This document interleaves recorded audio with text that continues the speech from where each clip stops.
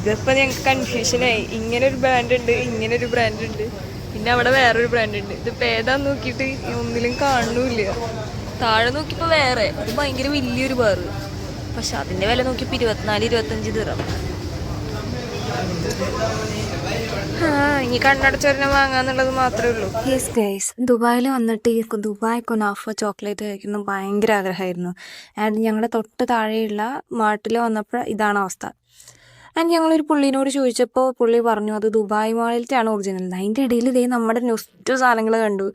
ഈ ഏത് ദുബായിക്കാർ അല്ലെങ്കിൽ ഗൾഫിൽ നിന്ന് ആര് വന്നാലും കൊണ്ടുവരുന്ന കുറച്ച് ടിപ്പിക്കൽ സാധനങ്ങളില്ലേ, അതൊക്കെ ഞാൻ നമ്മുടെ നാട്ടിൽ അങ്ങനെ കണ്ടിട്ടില്ല. ബട്ട് ഈ സാധനങ്ങളൊക്കെ എനിക്ക് ഇങ്ങനെ എൻ്റെ വീടിൻ്റെ അടുത്തുള്ളവരൊക്കെ കൊണ്ടുവന്ന് കണ്ടിട്ടുണ്ട്. ആൻഡ് ഒരു 3 മാസം മുൻപ് വരെ ട്രെൻഡിങ് ആയിരുന്ന സാധനം ഇപ്പോൾ ഇവിടുത്തെ ഏത് കുഞ്ഞ് ഷോപ്പിൽ പോയാലും കിട്ടും. The famous Labubu.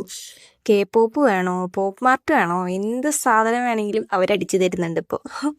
ഇത് ഒറിജിനൽ ആണോ ഡ്യൂപ്ലിക്കേറ്റ് ആണോ എന്ന് അറിഞ്ഞുകൂടാ. പക്ഷേ ഇവിടുത്തെ എല്ലാ മോളിലും ഓൾമോസ്റ്റ് എല്ലാ ഷോപ്പിലും ഇപ്പോൾ ലബൂബു ഭയങ്കരമായിട്ട് ഫ്രീ ആയിട്ട് ഭയങ്കര റേറ്റ് കുറവിന് കിട്ടുന്നുണ്ട്.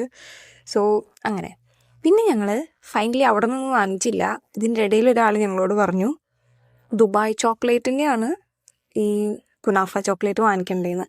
അങ്ങനെ ഞങ്ങൾ 27 ദിറം കൊടുത്തിട്ട് ഒരു ലക്ഷറി സാധനം വാങ്ങിച്ചിട്ടുണ്ട്. കഴിക്കുമ്പോൾ ഒറിജിനൽ കഴിക്കണം എന്നൊരു ചെറിയൊരാഗ്രഹം ഉണ്ടായിരുന്നതുകൊണ്ടാണ്.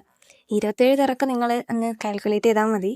സംഭവം എന്തായാലും കിട്ടിയിട്ടുണ്ട്. ഞങ്ങൾ കഴിച്ചു നോക്കി, വലിയൊന്നുമില്ല, പിന്നെ കുഴപ്പമില്ലാന്ന് തോന്നുന്നു. ഇനിയിപ്പോൾ ഇത് തന്നെയാണ് ഒറിജിനൽ പോലും ഞങ്ങൾക്ക് അറിയത്തില്ല. സോ ആർക്കെങ്കിലും ഇതിനെപ്പറ്റി അറിയാമെന്നൊക്കെ ഉണ്ടെന്ന് വെച്ച് കഴിഞ്ഞാൽ കമൻറ്റ് ചെയ്യുക. Okay, bye.